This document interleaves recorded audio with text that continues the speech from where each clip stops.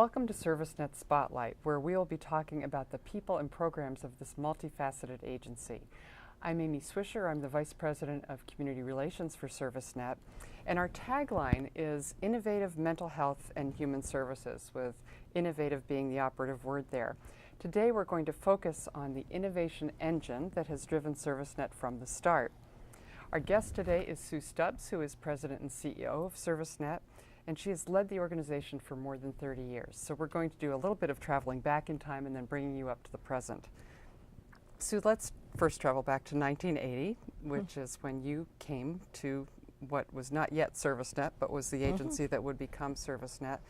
And if you would describe the climate at that time, what was going on and what was your role in it?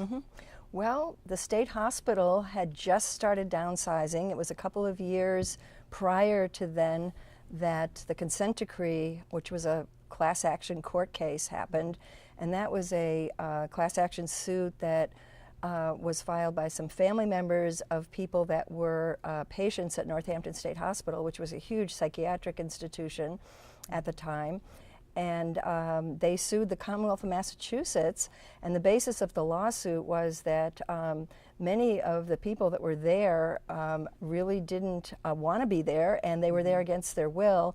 And the court, the federal court, deemed that people really had the right to be treated in the least restrictive setting that would be appropriate for them.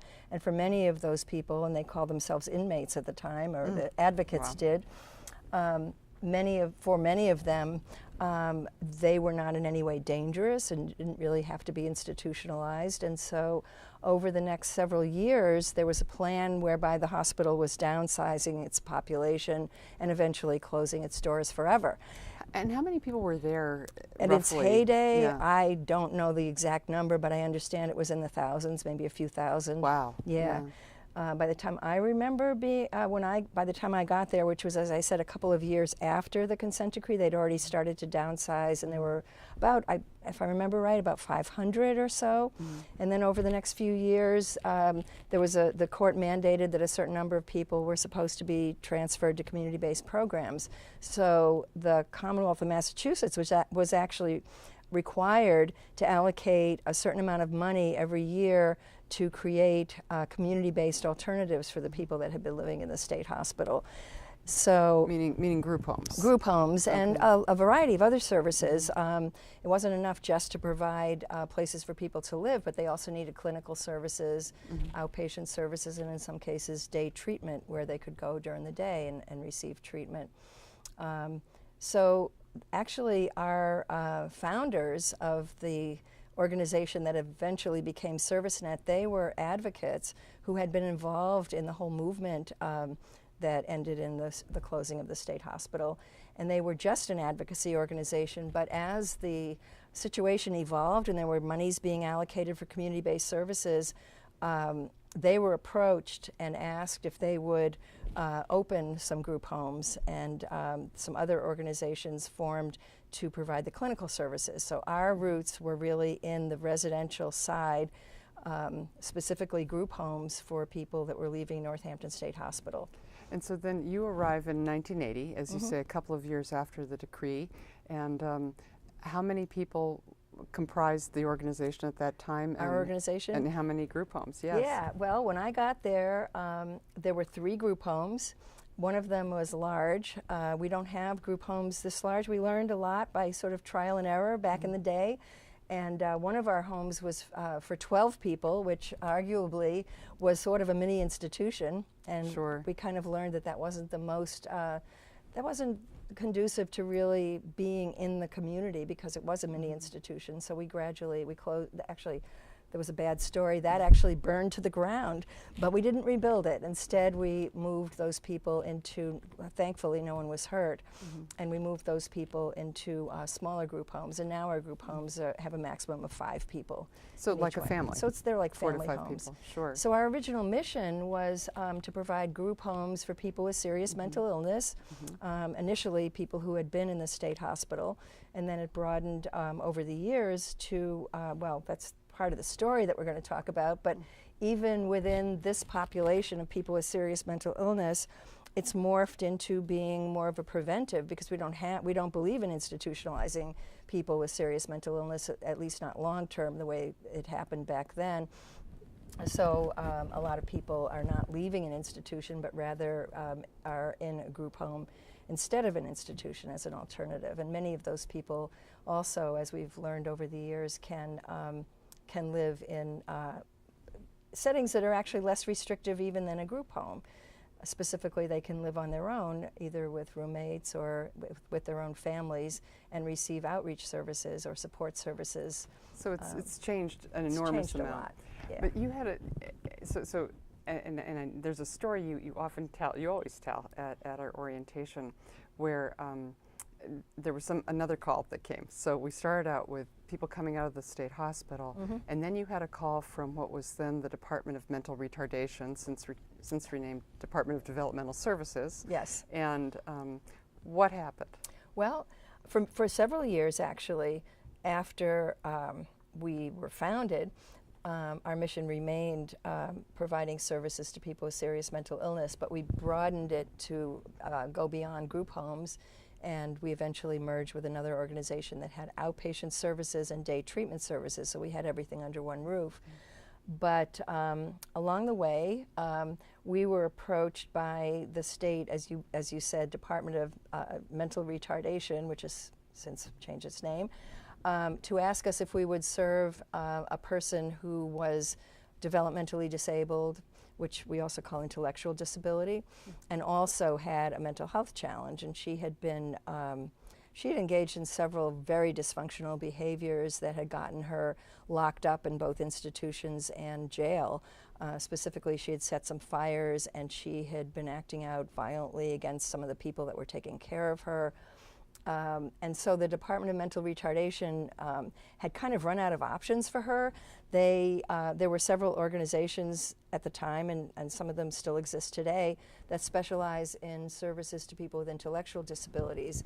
And back at that time, a lot of most of the agencies didn't have clinical expertise. They weren't really equipped to deal with behavioral or mental health challenges. And as we now know and accept, and it's widely accepted, that many of the people that have intellectual disability also have mental health challenges. And now those agencies that specialize in that work also have clinicians on staff, and they can deal with behavioral issues. But then it wasn't so much the case.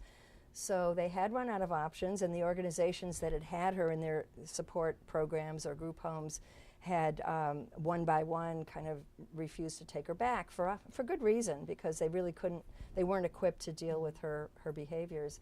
And so in desperation, they reached out to ServiceNet and to see whether we would be able to take her into one of our group homes, or actually what they were asking was for us to create a group home for one. I know that sounds like an oxymoron. A special home. Yeah, but actually it really was in their minds a group home, because what they hoped was that if we could deal with this woman, a young woman, her name was Lillian, and when we met her, we were surprised. She was under 5. She was like 4'10", small person, and looked very unassuming. And it was remarkable how much chaos she had caused, and through her behaviors.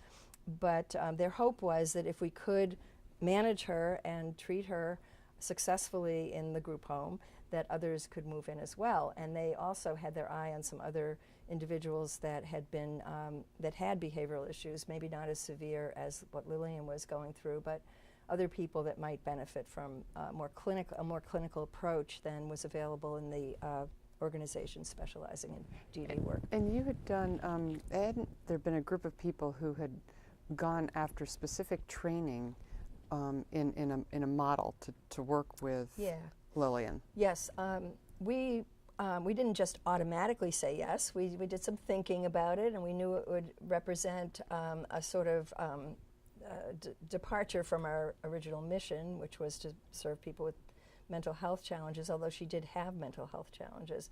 But at the time, our clinical director was a psychologist who'd actually worked at Munson Academy, which was a program, an institution for people with developmental disabilities.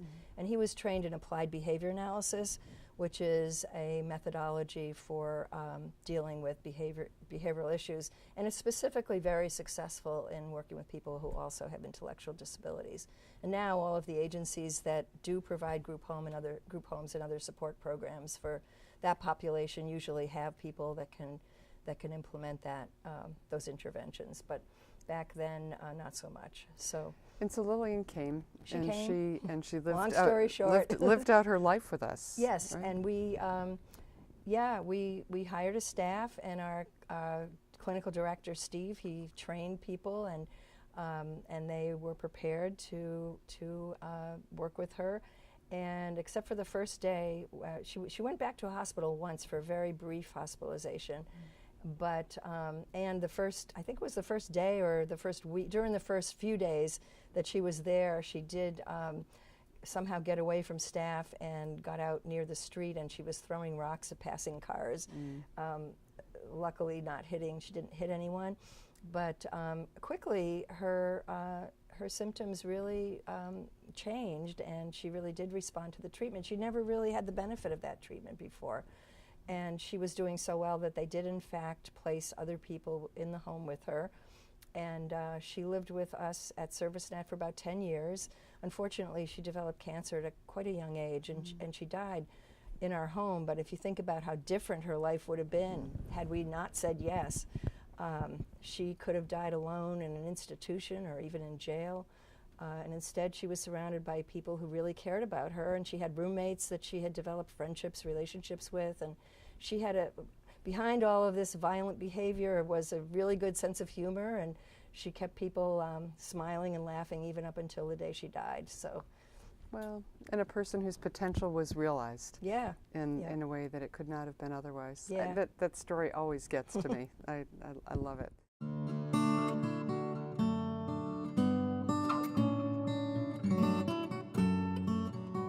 Group homes aren't group homes are homes. You can see when you walk into a ServiceNet group home, it's a home. The furnishings are the furnishings you'd have in your own home. And we pay real close attention to details. I got a great team of staff that take care of me. The people that live in the homes are treated like anybody else. Sometimes it's, I walk into the house, I need to talk to you. It feels good that I can satisfy whatever that is that they need to talk about. Very good staff here. Everybody here makes it feel like home, because they're awesome.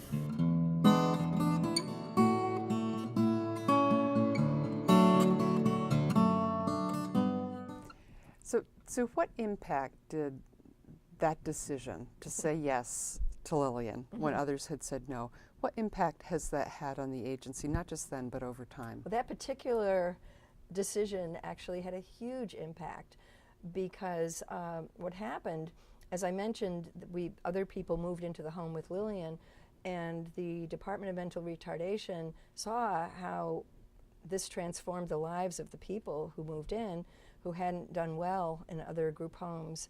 So over time, they took a look at many of the people who were living in group homes who were not thriving, who had behaviors that really maybe hadn't been treated, and they asked us to open more group homes. And during those years, we opened 3 or 4 new group homes every year, taking in people who had maybe not done as well elsewhere, and who because of behavioral issues, because of basically mental health challenges. So we grew rapidly, and it's continued to today. Now our growth has been more in the area of brain injury services. We have opened a number of group homes for people with brain injuries, and that's another long story that has to do with actually 2 lawsuits that guaranteed residential treatment for people with brain injuries who were really placed in nursing homes that really were not appropriate, were inappropriate placements for them. Same kind of philosophy of less is more. Yeah, that people deserve to be in the least restrictive setting for their particular challenges. So we've continued to grow, and actually that part of our organization that provides group homes and outreach services for people with brain injuries and developmental disabilities is almost half of our organization at this point. And when I think back to the fact that it wasn't even part of our original mission.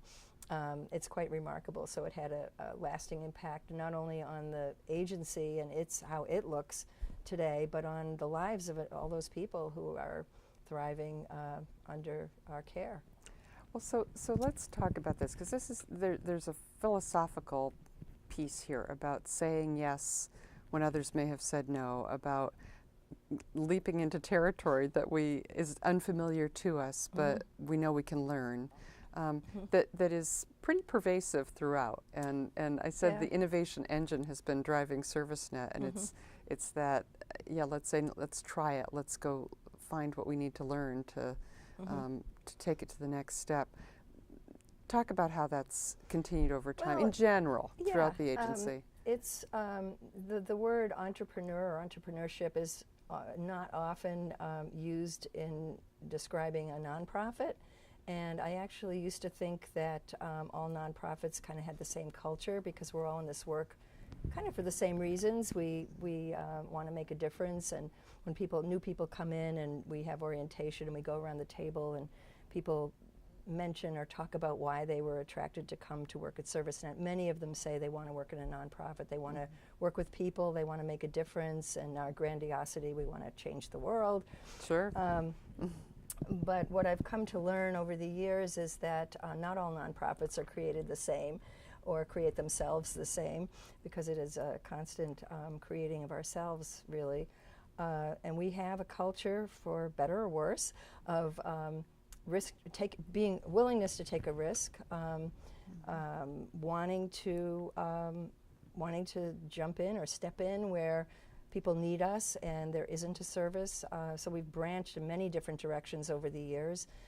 We got into providing shelter and housing services because there was a need in Western Mass, and that came to light through some advocacy similar to the advocacy that our founders actually were part of on behalf of the people in Northampton State Hospital. But there used to be a belief that homeless people only existed in large cities like Springfield and Boston, and that we didn't really have that problem here in the Upper Pioneer Valley. But there were, and unfortunately still are, some people living in cars, camping by the river and so on. We were asked to step to the plate and open some homeless shelters when the money was allocated as a result of some advocacy. And again, we had to think about our mission and whether we wanted to broaden it, and again, we decided to say yes. In that instance, we initially thought that we would be willing to open some shelters, and then we might spin it off as a separate organization. But back during those years, there was a trend towards mergers and consolidation as opposed to agencies separating out. And besides, once we got into the business of providing services to people who are homeless, we got very attached to it, and we discovered that there wasn't that much of a difference between that population and some of the other people. Well, and there's so much overlap too when you think of what we're doing with, like you said, with developmental disabilities, overlapping with mental health issues, programs for folks who are homeless, sometimes overlapping with mental health or with addiction issues, which is another one of our services. So it's, this constant saying yes, and not randomly, but what makes sense for us and what relates to the skill sets that people have, and then what skill sets could we learn. Yeah, and these days, having gotten much larger, we have to be careful. We have to watch out for the whole, and we have to make sure that we're financially, fiscally responsible. So we do a business plan whenever there's an opportunity that comes across our radar screen, or a state agency that asks us to open a new kind of program. We don't just say yes to absolutely everything randomly, because that would not be prudent for us as an organization. But, and there's not overlap all the time. I mean, not everyone who's homeless has a mental health or addiction problem. There are a lot of people who just have bad luck and medical issues and so on in this country, where at least in Massachusetts that's not so much true anymore, but back when we started there were still a lot of people that didn't have health insurance. Sure. And even today people's insurance don't cover sometimes catastrophic medical events. So there's lots of reasons why people become homeless, but even if they didn't have a behavioral health or mental health challenge prior, being homeless itself is pretty stressful, and they can sometimes use mental health counseling. And we have another area that I wanted to get into as we think about this culture of going where others have not yet gone. And that has to do with something that happened in 2010. And in 2010, there was a llama, I believe, that was donated to one of our group homes for people. Llamas. 2 llamas. A boy and a girl. A boy and a girl. and there have been more since, but to a group home for people with mental illness. And that led to something rather much larger and really interesting. So let's talk about the evolution of what has become ServiceNet's Prospect Meadow Farm. Okay. Well, we had a group home, we still do, in Williamsburg that had quite a bit of land, and it just happened that one of the staff had chickens in her youth, and she was interested in, and some of the clients living there were also interested in gardening and animals and so on. So they were growing some things in the backyard, and they had a couple of chickens. And one of the other staff that worked there happened to be friends with the Omasta family, who is a local family that raises llamas. And somehow there was an offer of a donation of 2 llamas to the group home in Williamsburg. And when they asked me about it, my first reaction was, what? I couldn't quite envision how we would accommodate or take care of these llamas. They're pretty large animals. And I was a bit of a skeptic, I have to admit, even in my sort of risk-taking entrepreneurial self. But they convinced me it would be a good idea. And our maintenance crew came and made a fence around part of the yard, and they built a little shelter lean-to thing out of wood in the yard, and the llamas arrived. And what we discovered was that having these animals and the other animals, we'd also noticed also just from having the chickens and growing things, that it was very therapeutic to the folks living in the home who had mental health challenges. And in fact, one young woman who was living in that program had not been able to engage in therapy at all. She'd been in therapy with different therapists, and she really wasn't able to talk about her issues or problems. And the staff started to notice that she was confiding in the girl llama. She'd go outside and— The girl llama. The girl, yeah, she bonded with the girl. So she was talking about her problems and issues, and that woman had been pretty suicidal. And the staff started to notice that her suicidal gestures had decreased. So it was pretty, I mean, it's kind of a no-brainer when you think about it, that animals, I mean, we all know that we've all heard of therapy dogs, and being outdoors in the sunshine is healthy, and growing things can be therapeutic for anybody, gardening. So we started to think seriously about this phenomenon, and decided that we had to have a farm.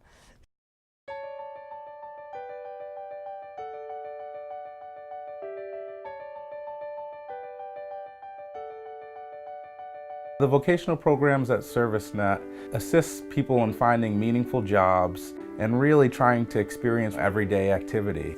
There's much more to work than just a paycheck. It's the value of work itself, doing something meaningful, making a contribution.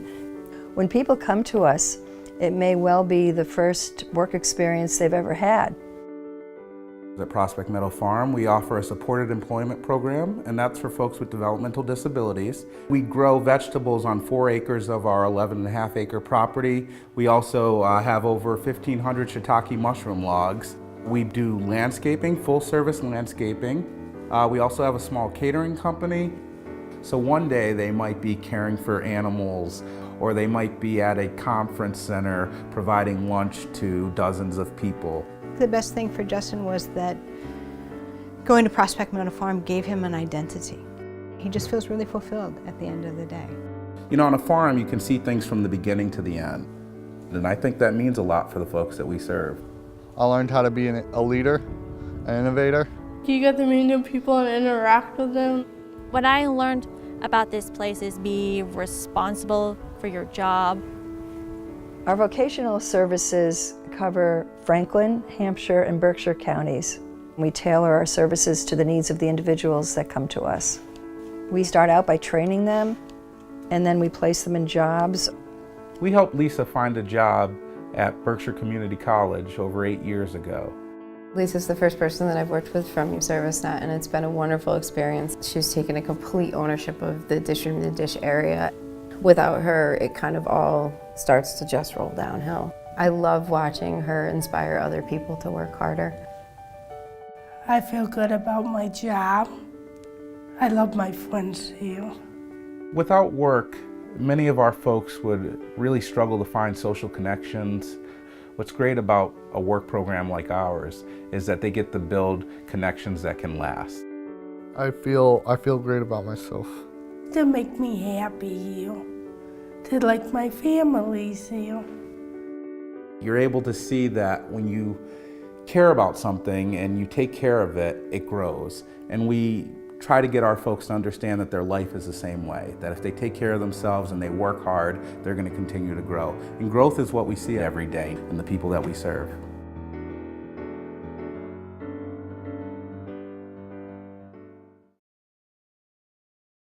And one of the things that's since happened, because that began as the llamas and the chickens were at a home where people were living who had mental health issues, and then the farm has since evolved into a vocational services training program for actually employment site for people who have developmental disabilities and autism.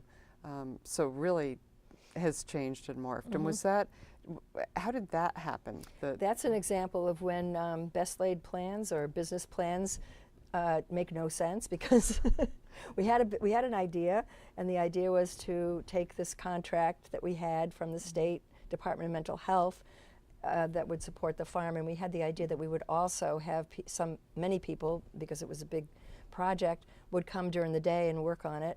And we had some tentative interest expressed by the Department of Mental Health, and they maybe thought that they could help fund it, but they weren't really able to, because funding cuts came of the bad part of the recession. So there wasn't really any funding for that. So we weren't about to sell the farm. We were pretty committed to it, and it was working well in its infancy, even with just the people living there who moved from the group home in Williamsburg, and a few other people that had started coming there during the day without real funding attached to them. So we did lose a little bit of money in the early days, but we came up with the idea to approach the Department of I think by then it was called the Department of Developmental Services, what used to be Department of Mental Retardation, and they were very interested. They had vocational money, and they, as it turned out, there were many of the individuals that they were supporting in vocational programs who were not so happy with whatever the vocational activity was that they were doing, and they were looking for alternatives. So when we showed them, we took them on tours of the farm, they got pretty excited, and over the next few years actually sent us a lot of people who came with money that helped support the project.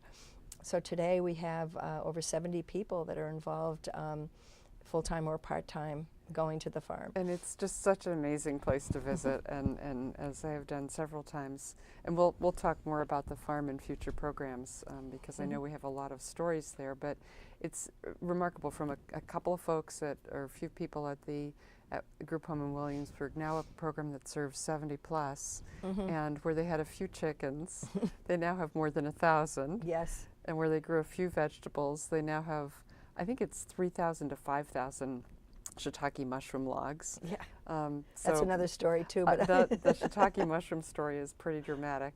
But what another example of saying yes, saying we'll figure it out, and as you say, sometimes the best laid plans just go in a whole other direction. But if we've got the open spirit to follow that direction, some pretty magnificent things can happen. Yeah, we have a sort of culture of thinking positively and being good problem solvers. So when things don't exactly go the way we planned, we just come up with a new plan.